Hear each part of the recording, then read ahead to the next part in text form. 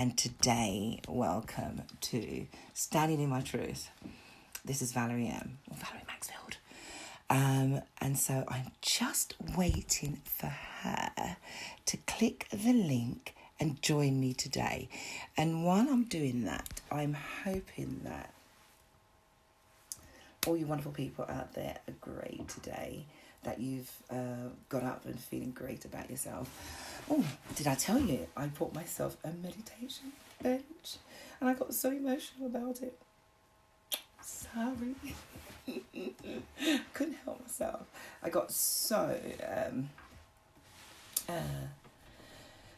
it means a lot to me. It's in my favourite colours. It's in violet. My mother's name is Violet, and I've got it in... It's... And that sounds ridiculous. She's still here with us, but my mother's been suffering for a number of years with cancer. Just don't talk about it. And but her name is Violet. I got the bench. I will pop it up and let you show it at the end. But I found it so therapeutic to have this bench in my garden. I now call it my power bench, and I go in there to pretty much meditate, think, if I feel like crap. I've only had it 6 hours. So it's not a long time. But when I did get it, and I got so emotional, I put a video on Facebook because I couldn't help myself. And I was snivelling like a big baby. Do you know what I mean? But let's see if she's here yet. I may have to send her a message and say, where are you? Where are you? Where are you? Where are you? Come on now. Hey, hey, hey. Oh, sorry, I should be singing. But, yeah, so I got this chair, and it's truly, truly, truly... I never thought it would be that therapeutic, but it really, really is therapeutic. So, a number of things that's happened in this week since my last show. Really, really great feedback on last week's show. Thank you to everybody that tuned in last week and has been on my my YouTube page. This is our second week of filming live, and also I'm on episode 5 of our podcast show, and it's really great. I just don't know. Today I woke up where I don't know. I was just really confused. I was just having a moment. A really strange moment. I didn't know why I was so confused about everything. I have a direction. I know where I'm going. But somewhere today, like the universe just had me in such a way that I was emotional. And I have nothing to be emotional about.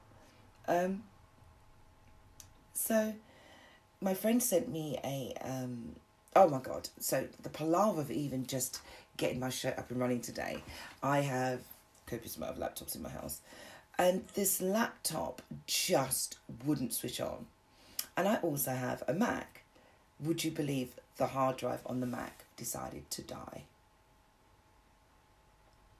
Yes. So I started the day with trials and tribulation, and just as I was about to say, I can't even cope, I can't do this, out of the blue I got a text. And the text had a message on it. I'm wondering if I could find it, actually. Let me see if I can. Because I grabbed my laptop, my Mac, and I ran out the house, and I wanted to find the nearest shop that could fix this Mac and put a new hard drive in it.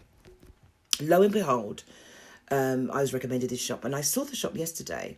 Never thought in a million years I would be running to this shop today. Called an Uber, got into the Uber. Oh, wow. Got to the shop, guess what? Not open. Shop's not open.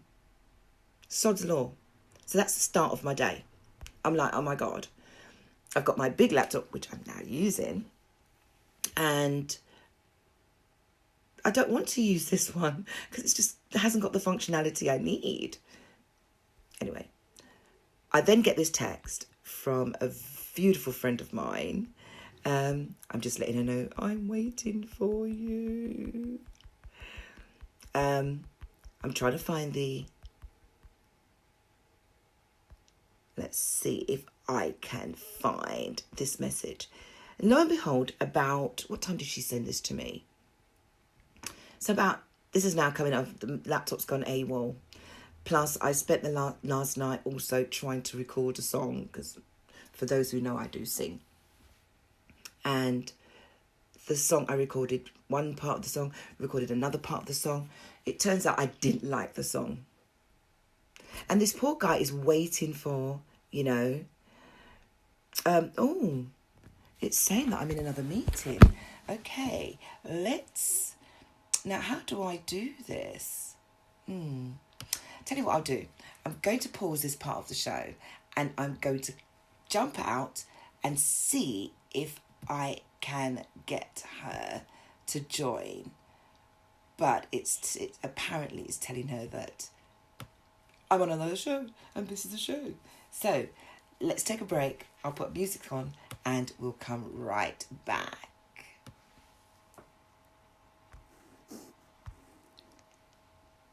Okay, let's see. And we're back. I'm just waiting. I'm hoping this works this time because I've changed computers, as I said. So fingers crossed she would have got this message by now and she'll be able to join us. Let me know if this works. I'm having gremlins today. Terrible gremlins today. Yay! She's here!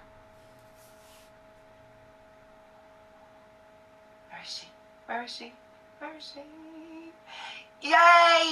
Yay! Hello! Finally! How are you? I'm not too bad. I've had gremlins all day. I literally was saying... Oh no. My other laptop... It's all right. Oh my God. Can you hear me great? Yes, yeah, I can hear you perfectly. Fabulous, fabulous. I just wanted to make sure that, let's see if I've got you full on. Excellent. All right. Bonnie, lovely to see you. How are you feeling first and foremost before we go into anything? How are you feeling? Yeah, I was okay, considering, I suppose is the best answer to I'll that. tell you what, you look amazing. I don't care. Thank you. Absolutely beautiful and amazing. Thank you. And I'm not going to say anything, I'll let you tell your own story. But I'm just so glad this worked. My laptop, my Mac, decided to die at 8:45 this morning. I have no idea what happened. And oh no. I was jumping in an Uber to get to the shop at 9 o'clock. Then I got to the shop and it was closed. He wasn't open for the day. Oh, no.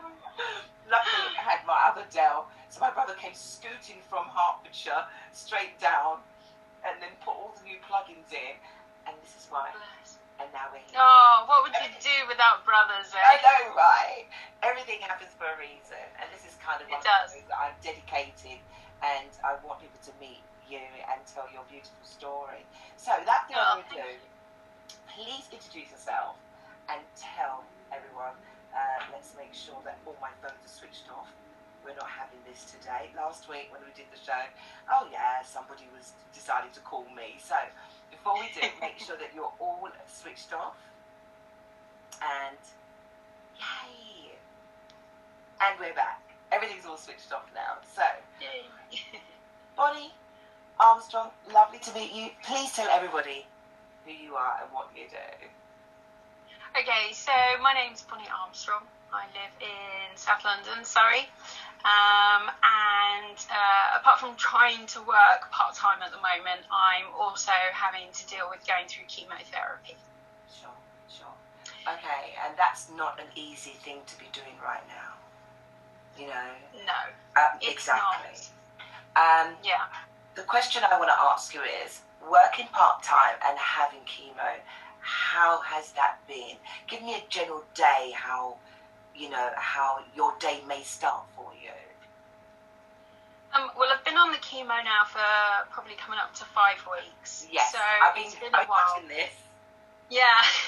When I first started, I was on a really low dose of 0.5 mils a day. And I'm now at 3.5 mils a day. Yeah, I so saw that. At the start, I probably felt like I was on holiday. It was all good. Laugh. Yeah, no, please laugh, because I look back now and I think, gosh, if I'd have known this was coming. And it was okay. I managed to work. I work 2 days a week. I have other health issues that I have to deal with that are ongoing as well. So I haven't been able to work full time for a while now.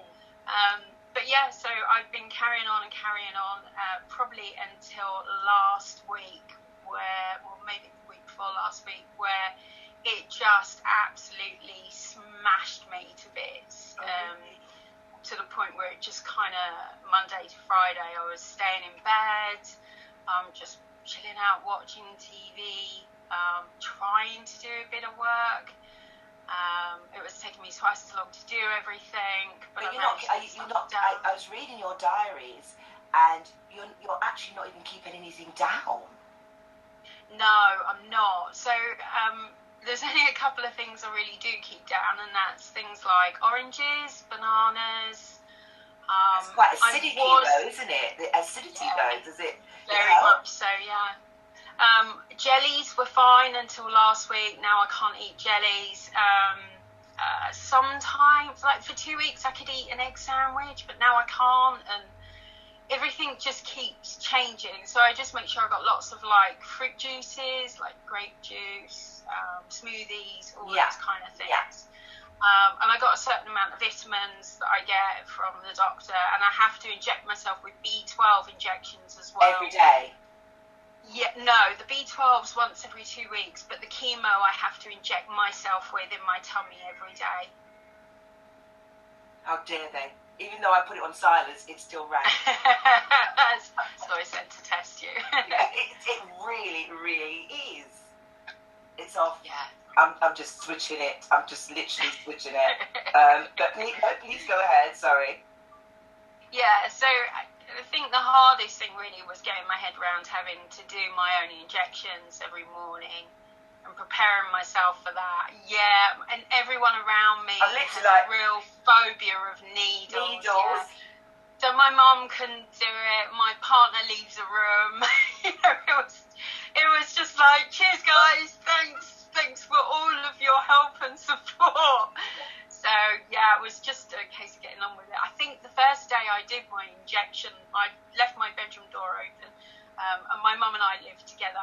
And my mum was walking past my room, and I was sat in my chair with a needle sticking out my tummy, going, "Look, mum!" And she was like, "Oh!" ran down the corridor. It's like I'm about to bulk here, like. Yeah. Okay. No. But yeah, I mean, it's been tough. It's really tough to deal with, and I have gone through chemotherapy before, where I've had to go in and have the tablets, but that was like 10 years ago. That one was so this yeah, is the second bout that you're now going through. It's the second bout of chemotherapy. I've had radiotherapy before. This is actually cancer number 6. Yeah. I thought it was 2. No, it's cancer number 6, this one. It might be 7, actually. Oh my God. I don't know how much you want to tell us. 7. Just tell us which cancer you suffer with now. So, at the moment, I have cancer within my... It's kind of basically around part of my brain and my pituitary gland. Right. And it causes a really rare disease called Cushing's disease. Right. And the Cushing's disease is the unfortunate thing of the part of the cancer, because it's that kind of messes with all of your organs until they all shut down and that kind of stuff. Yeah, so they decided the first time that I had this, I went straight in for an operation, and it was a large tumour, and they removed it, so that was done with really quickly. But this time they've caught it before it's a tumour, so they're actually sort of dealing with cancerous cells at the moment instead of going in and having an operation. Is it aggressive? Have they said it's aggressive? Or I know you said it's only can be. Yeah. It can be, but the best way to understand it is understanding Cushing's disease, because the disease is caused by the cancer or the tumour, and the symptoms of Cushing's disease are horrific. So when those symptoms stop and start going away, you know everything's working. So like one of the signs of Cushing's disease is it makes you extremely fat. Okay. The first time I tend to address size 22 in 6 months. It's that aggressive. And literally, at the moment, I'm just shedding all of that weight. It's all going really quickly again. So it's funny, because whenever I put loads of weight on, everyone kind of rallies around and goes, uh-oh, we need to go and test Bonnie for Cushing's disease. Trust her to be the only one to get fat cancer. It's a bit of a joke in the family. Sorry. But it is, it's kind of like, uh-oh. Here we go. Yeah. So at least we know what's coming. How do you know? What were your symptoms? So with Cushing's disease, it was the rapid onset of weight. I mean, that came on really quickly within 6 months. But your body starts deteriorating as well. So organs stop performing properly. So like your lungs, your liver, all those kind of things start getting affected in a really bad way. You end up with a large lump on the back of your neck called a buffalo hump. Okay. And then you end up with a really large kind of area under your chin called moon face. Okay. And then you end up with really large purple strafe marks going down your legs and stomach and everything. So, it's just one of those things that you can just see coming back straight away. That's scary. I'm thinking of it, and I'm automatically I'm going, oh, okay, but you've got this, so it's horrendous. It is, but it's going.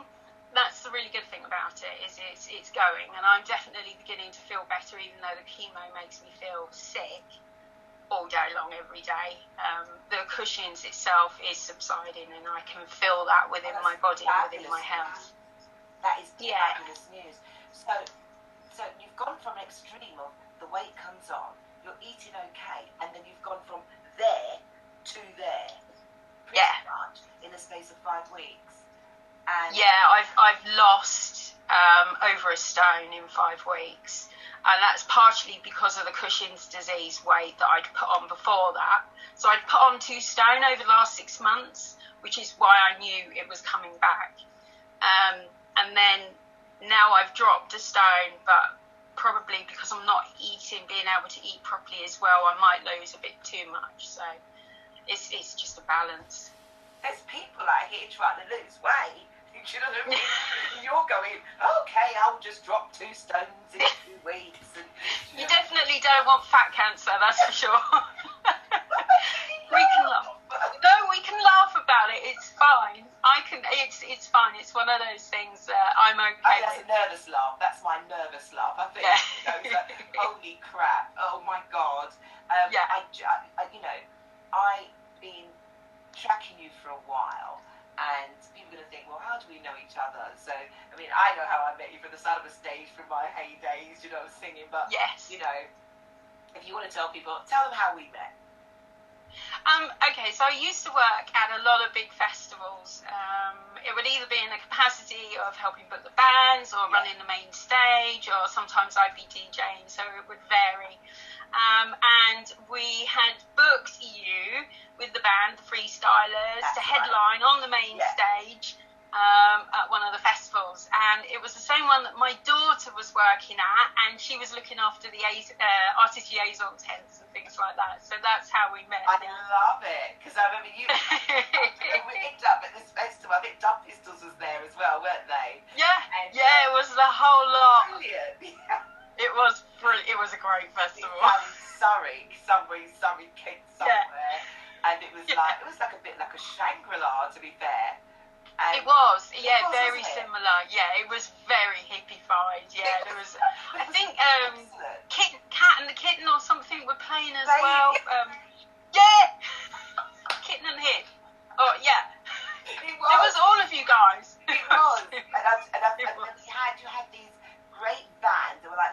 motorhomes, like caravan camper vans. Yeah. And then you Yeah. were ushering us in to sit and take pictures and have an interview. Yeah. And I've still got those photos to this day. Oh, wow. Yeah, I've got pictures of you all dolled up with all the crystallising. You've got the mask. Oh my on your gosh. face. You're like a little. Oh, you'll have to post up some of those pictures. I am. I'm going to put them in this video because obviously I'm going to put them together. So when I put this together, everything will be there so everyone can see it. But it's absolutely awesome. I smiled and I thought, oh my God, Bonnie, look at these. Do you know what I mean? Okay, I can't wait to see them. No, they're really, really good. And so from there we met and we've always stayed in touch. You know, I've got your Bonnie Noodles on my Instagram because, you know, I'm like that. But, you know, the fact is that I started to read your story. And you probably think I wasn't. And, you know, bit by bit, and I thought, oh, great. And then I saw the second wave. Yeah. And so I'm not realising that it goes deeper than what I'd seen. I think I decided, I kind of spoke with my mum and some of my family members, and because I've been on social media quite a lot over the last year, specifically because I've been kayaking and things like that, we kind of had a chat and decided, because I do see all my kayaking friends as much as I possibly can, they're going to notice the changes in me. What I didn't want was absolutely having to explain to everyone every single time why I don't look well, or, you know, I know they'll all be concerned and saying, you okay?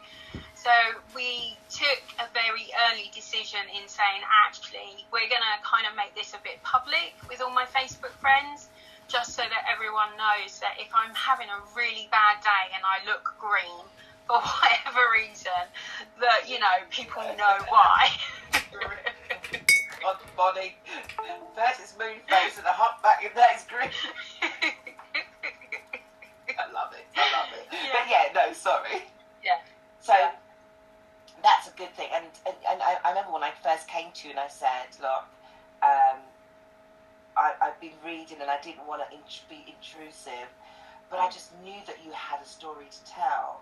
And Cushing's is not common. No, it's not. In my world, you know, of being around, I've lost my brother to cancer. My mum's got cancer. And I always thought that my mum's one was unique, which it is. Do you know what I mean? Yeah. But so is Cushing's. So there is so many different forms of cancer, down to a picking finger. Do you know what I mean? You've got absolutely. And people don't really know. And I really felt that if there's, you know, I really felt that you have a story to tell. And double on top of that story was the fact that you kayak. Yes, whitewater kayak. Who does that? You know, you've got, sorry. A crazy lot of us. Mate, I have a headache and I'm in bed for days and I'm looking you are on chemo, you've had it 4 times and you still get up and go whitewater rafting. Yeah, I do. I know. Okay, just fill us in. And I know you've got your Betsy van. Yeah, I have. I love it. I got a whoopsie teddy bear my auntie Sue made for me. Tell me more. Well, a couple of years ago, my boyfriend and I, we really took to kind of doing a lot of camping, but it was almost wild camping. So we were finding sites where it made you feel remote in a sense. And then from there, we would kind of maybe try and go for a walk somewhere and all that kind of stuff. Well, my health took a massive dip because I have fibromyalgia. And I wasn't even able to walk to the end of the road anymore. On top of. Yeah. So, I think we were camping one weekend, and then on the Sunday or Saturday night, I decided that I was going to rent us 2 kayaks and go paddling on the Sunday near the campsite we were at as a form of exercise. And we found a guy in Kent who owns a place called Elvy's Canoes, and it was on the Medway, and we hired the kayaks on the Sunday, and it was a bit difficult to start with, you know, we had to paddle and stuff like that, and we didn't realise how exhausting it would be. But yeah, it was good, and we ended up going back again 2 weeks later, and then 2 weeks later after that, and then we ended up finding a club, joining a club, a local club, learning basic skills, going to pool sessions and everything else. And then we started going with our club at the time to a couple of whitewater weekends where we were just literally on very baby moving water and going down a couple of weirs, which was petrifying at the time. And then sort of a year later, I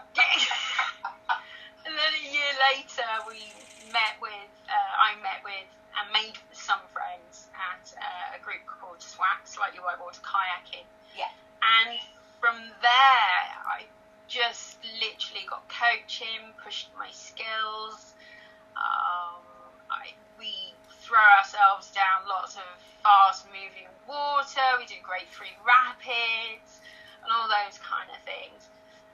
We knew it was always going to be hard for me to do. I'm not a natural at kayaking at all, and I only have a limited amount of energy. So actually paddling on fast-moving water means I don't really have to do anything apart from stroking here and there.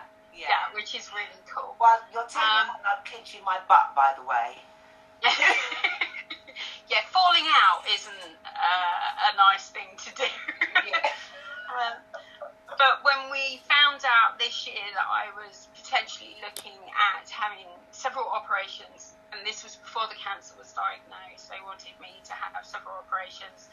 And I made that's for the fibromyalgia, yeah. So the fibromyalgia is yes, it's kind of like a disease that causes severe fatigue and muscle pain throughout. Yeah. Isn't it similar to MS, isn't it? Is that similar to MS? No, it's similar to ME. Oh. Yeah. Okay. So CFS, chronic fatigue syndrome, That's and correct. yes. ME. Yeah. Similar to that, but it's slightly more progressive. I have osteoporosis in my spine, and my bones are wasting away basically as well on top of that. So they wanted to replace my shoulders, both the sockets. They wanted me to have carpal tunnel surgery so that they could clean away the bone in my wrists. And I got a minuscule tear on my left knee, and I've got a fracture in my right shoulder. So we knew at that point they were kind of going, you can't kayak. And I was like, no, I can't not kayak. You don't understand this. I'm speechless, sorry. Go on. And so I spoke to, I've got some really amazing friends in the kayaking world. And I spoke to one particular guy, David Bain from NRS, and he said, I've got a solution for you.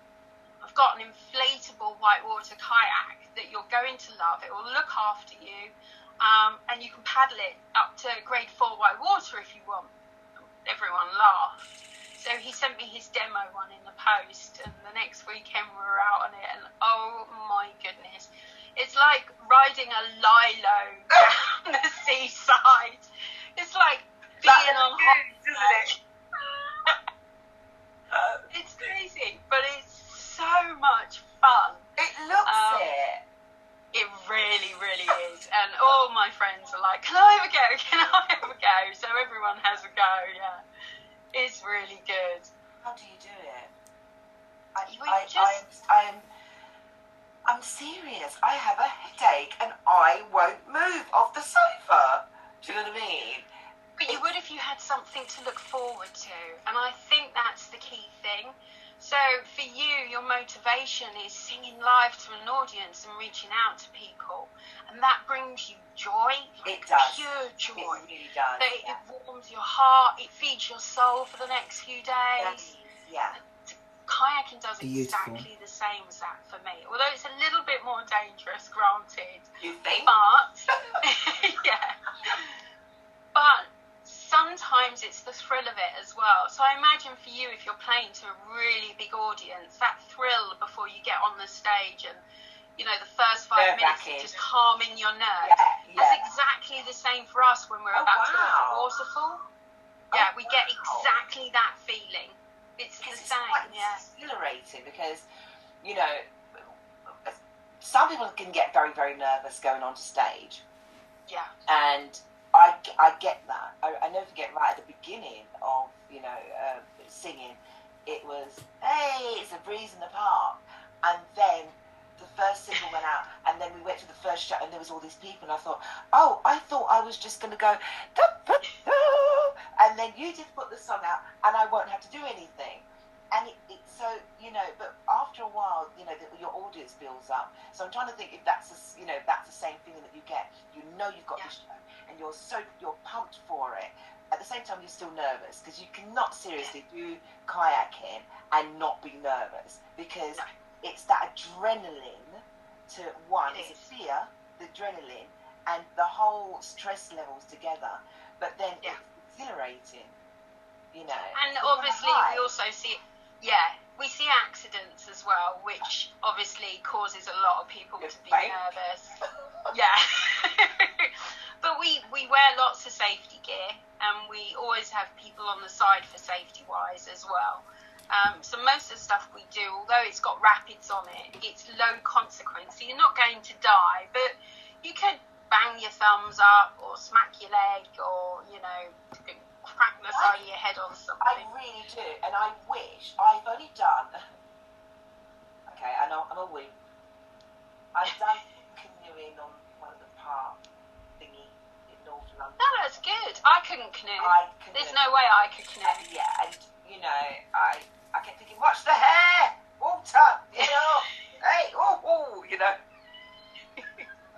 That's why we all dye our hair pink and shave the underneaths of it and tie it back. I genuinely, I take my hat off to you, because, as I said, it's getting that water, and I have a fear of water.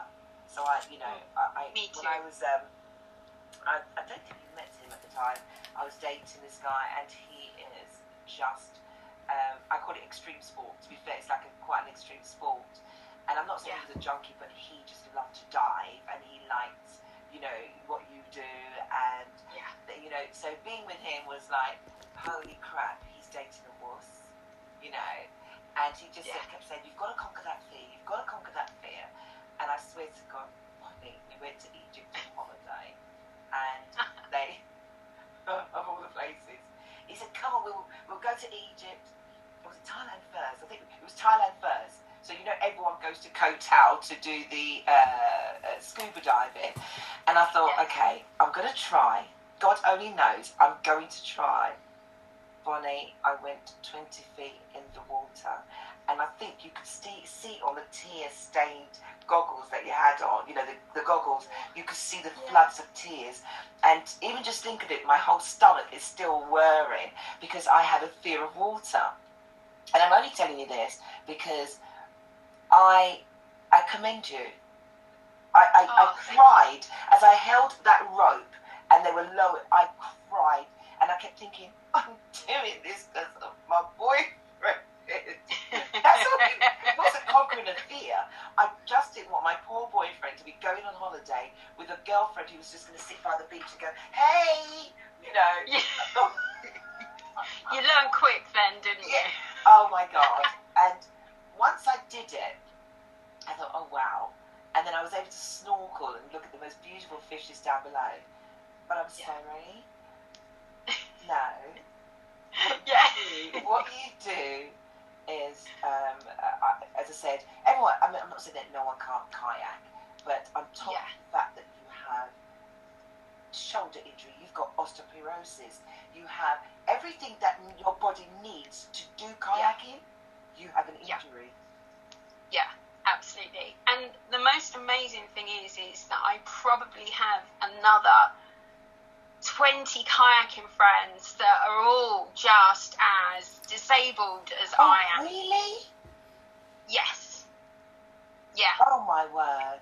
Yeah. So what's the name of the club that you guys go to? Please just tell everyone that, because I need them to know. So it's not a club, it's a peer group called Slightly Whitewater Kayaking, and they're based all over the whole of the UK. Okay. And it's basically people who have tried kayaking on flat water and probably want to get into a bit of moving water. You can just link up with people who have got lots of experience and go out paddling with them for free for the day. Okay. Sometimes they're at Lee Valley, because there's a big whitewater centre That's at right. Lee Valley, North That's London. right. I'm not Yeah. far from there, yes.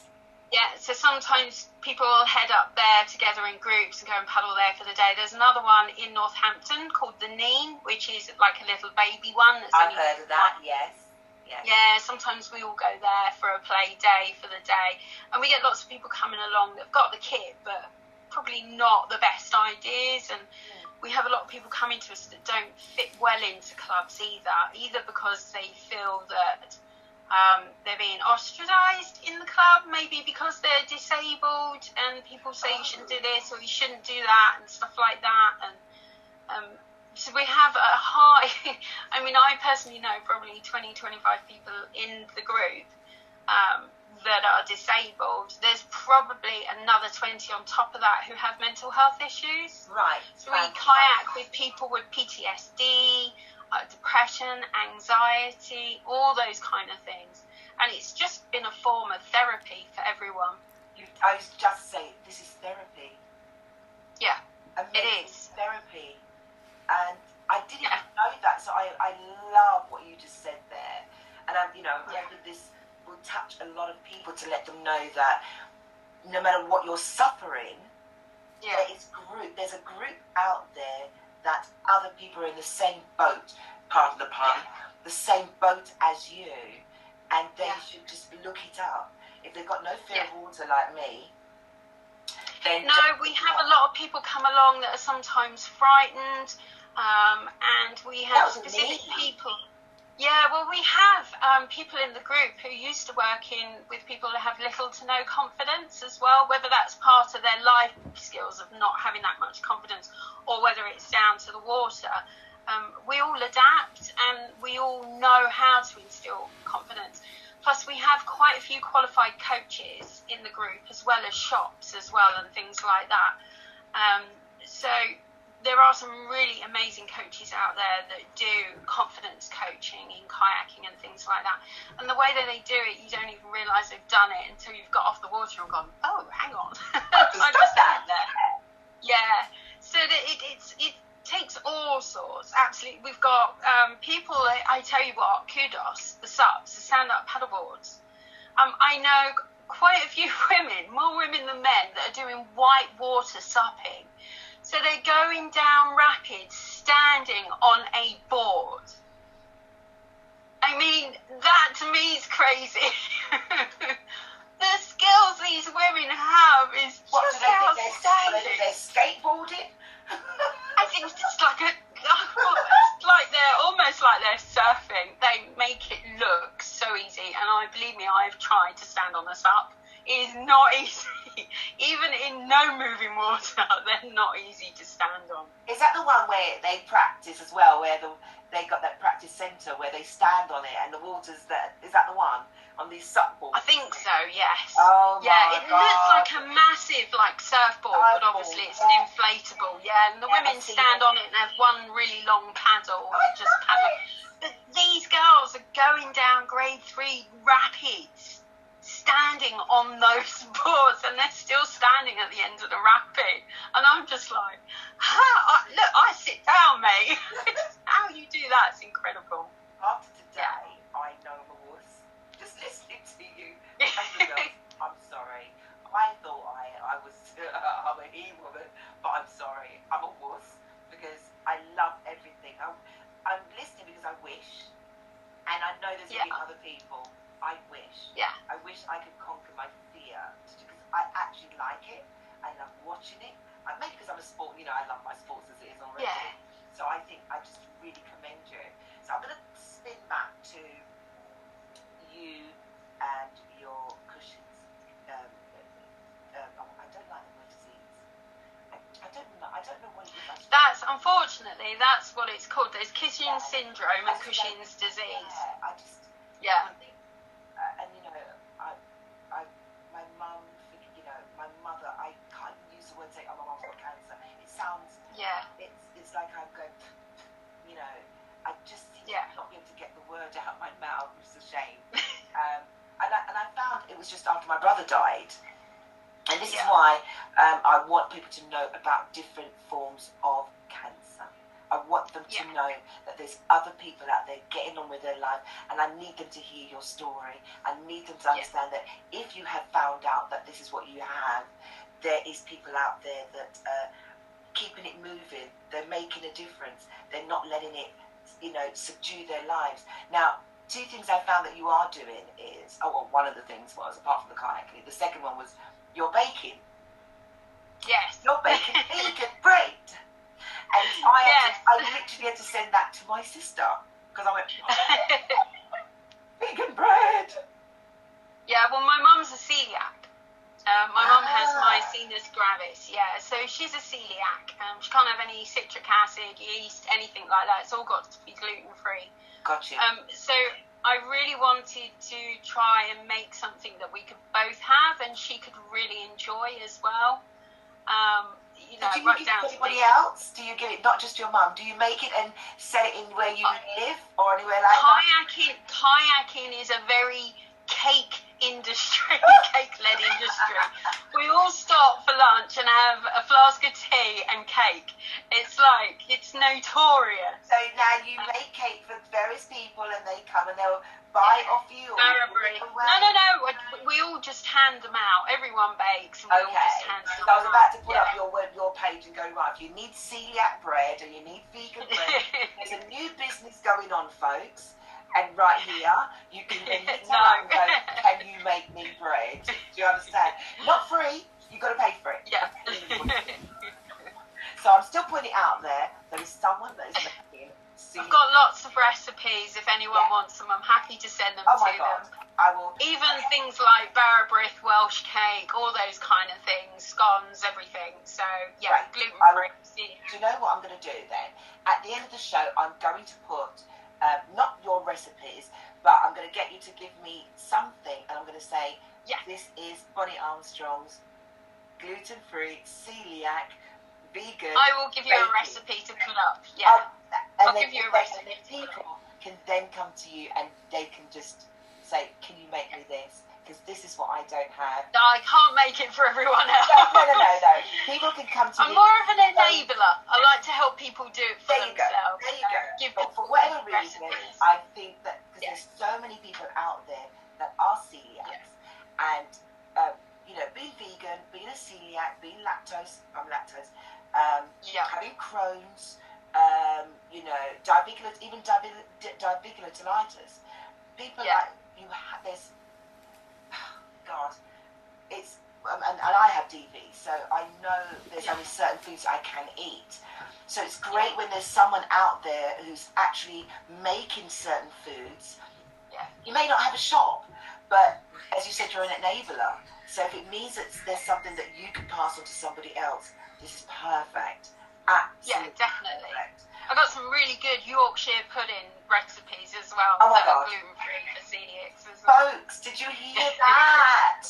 Right, so we're going to get that right to the end because we're coming now to the end of it. The only thing I want to ask you quickly, your family, your daughter, your partner, how are they coping with it, with the fact that this is the next bout that you've got with the chemo?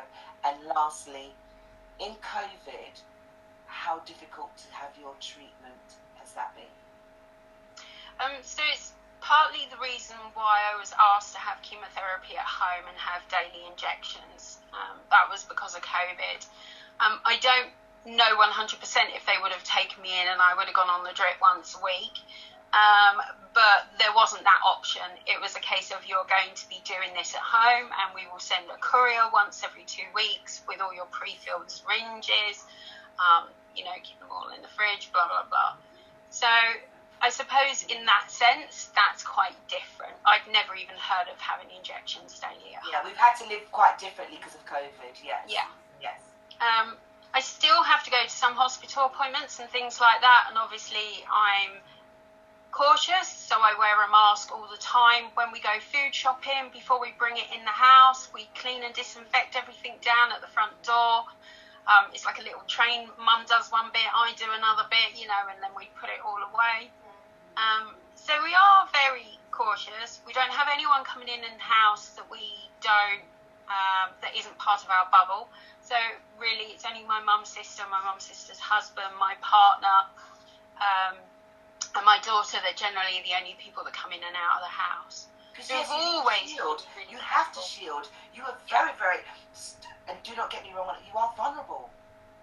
Yes, I am. But I also haven't stopped having a life because of that.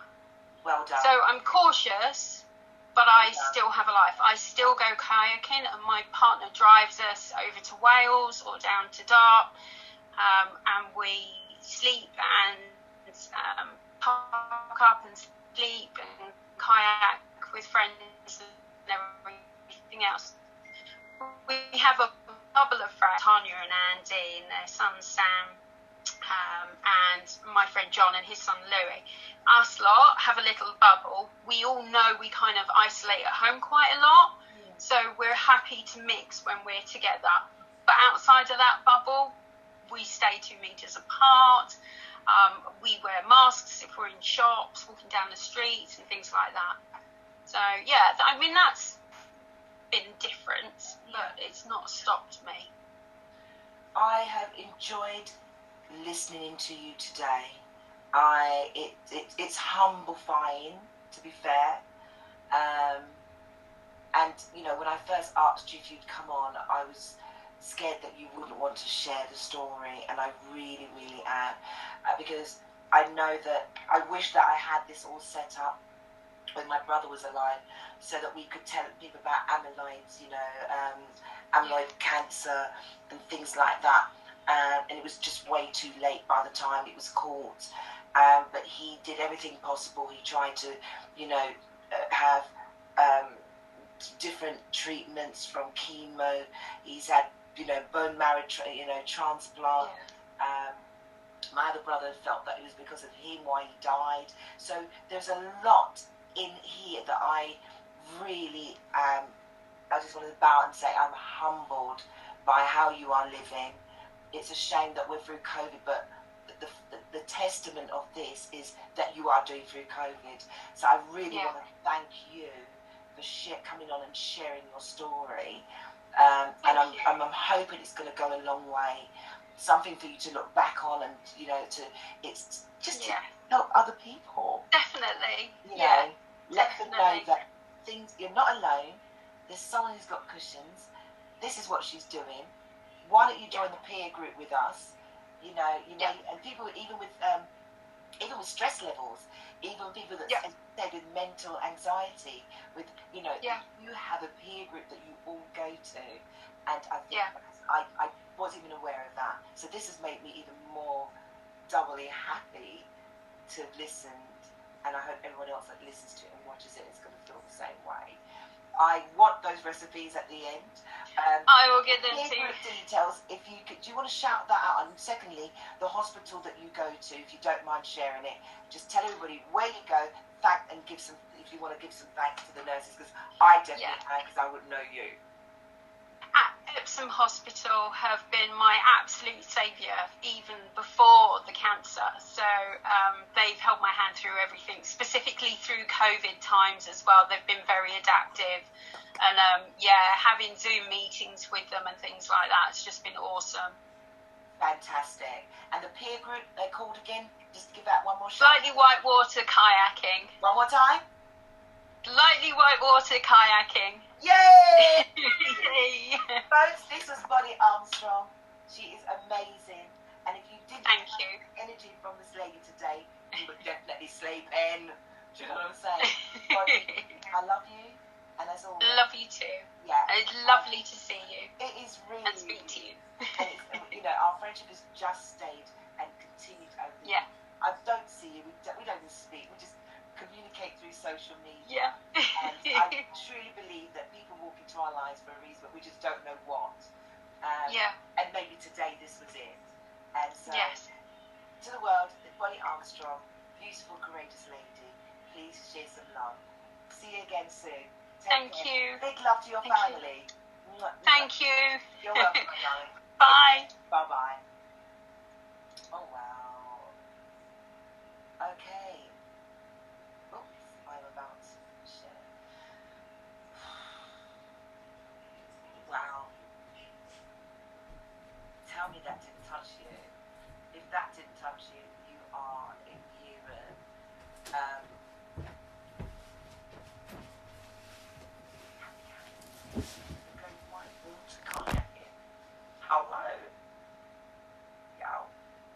Okay, that was Bonnie Armstrong. And at the end of this, I will put up everything that she has told you from the peer group that she's in. I'll put up to the kayaking group that she's in and her recipes. And as you can head to the hospital, for all those who are going through the